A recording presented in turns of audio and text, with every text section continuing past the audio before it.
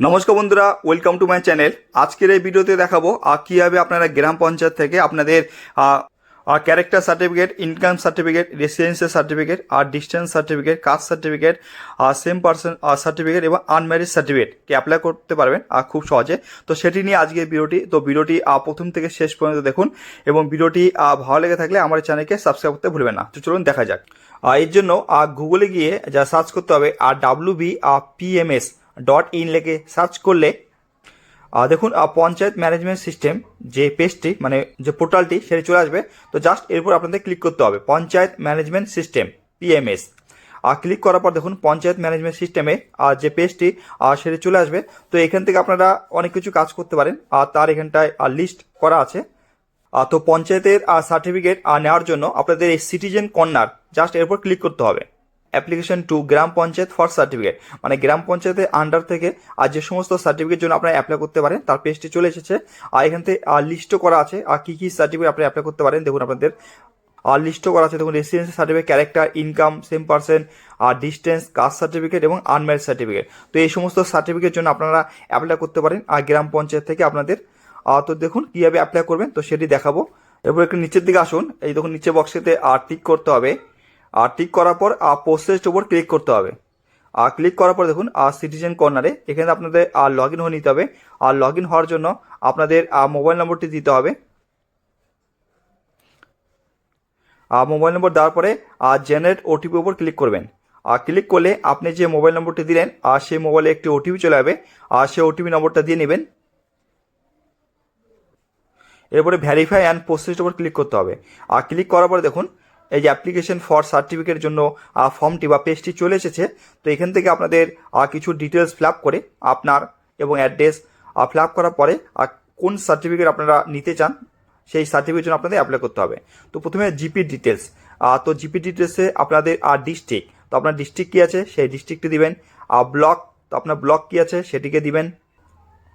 এরপরে গ্রাম পঞ্চায়েত, তো আপনাদের গ্রাম পঞ্চায়েত কী আছে তো সেটি জাস্ট সিলেক্ট করে নিন। এরপর হচ্ছে সংসদ, তো আপনার সংসদ কি পড়ে দেখুন লিস্ট আছে এখানটায়। আপনাদের সংসদ অনুযায়ী আপনাদের যে গ্রাম পঞ্চায়েতের মেম্বার আছেন ওনার নামও দেওয়া আছে। তো জাস্ট এখান থেকে সিলেক্ট করে নিন। এরপর এসএসসি নং, এটা হচ্ছে স্টার মার্ক নাই, তো আপনারা না দিলেও চলবে। আর রিলেশনশিপ উইথ অ্যাপ্লিকেন্ট এই জায়গাটা আপনারা কিছু দিবেন না। এরপরে দেখুন লেখা আছে অ্যাপ্লিকেন্ট ডিটেলস। তো অ্যাপ্লিকেন্ট ডিটেলসের জন্য তো যার জন্য সার্টিফিকেটটি অ্যাপ্লাই হচ্ছে ওনার নাম দিতে হবে। প্রথমে মিস্টার, মিসেস বা মিস যা আছে দিয়ে নেবেন, সাবটাইটেল যেটা। এবং অ্যাপ্লিকেন্ট নেম, তো যার জন্য সার্টিফিকেটটি অ্যাপ্লাই হচ্ছে ওনার নাম দিতে হবে এখানটায়। আর গার্জিয়ান নেম, মানে অ্যাপ্লিকেন্টের গার্জিয়ান নেম কি আছে সেটা ফাদার, মাদার অথবা হাজবেন্ড, যার নাম দিতে চান দিয়ে দেবেন। আর রিলেশনশিপ উইথ গার্জিয়ান, তো কি গার্জিয়ানের সাথে সম্পর্ক কী আছে সেই সম্পর্কটা দিয়ে নেবেন। অ্যাড্রেস, তো এরপরে অ্যাপ্লিকেন্টের অ্যাড্রেস কী আছে সেই অ্যাড্রেসটি দেবেন এখানটায়। Post office, police station, village কী আছে, এরপর পিনকোড দেওয়ার পরে অ্যাপ্লিকেন্টের ডেট অফ বার্থ কী আছে সেই ডেট অফ বার্থটা দিয়ে নেবেন।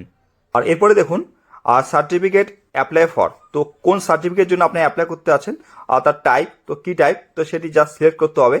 আর প্রথমে লেখা আছে ক্যারেক্টার সার্টিফিকেট। যদি আপনারা ক্যারেক্টার সার্টিফিকেট যদি অ্যাপ্লাই করতে আছেন তো জাস্ট বক্সটিতে টিক করতে হবে। আর যদি ইনকাম সার্টিফিকেট অ্যাপ্লাই করতে চান তো জাস্ট বক্সটিকে টিক করে নিন।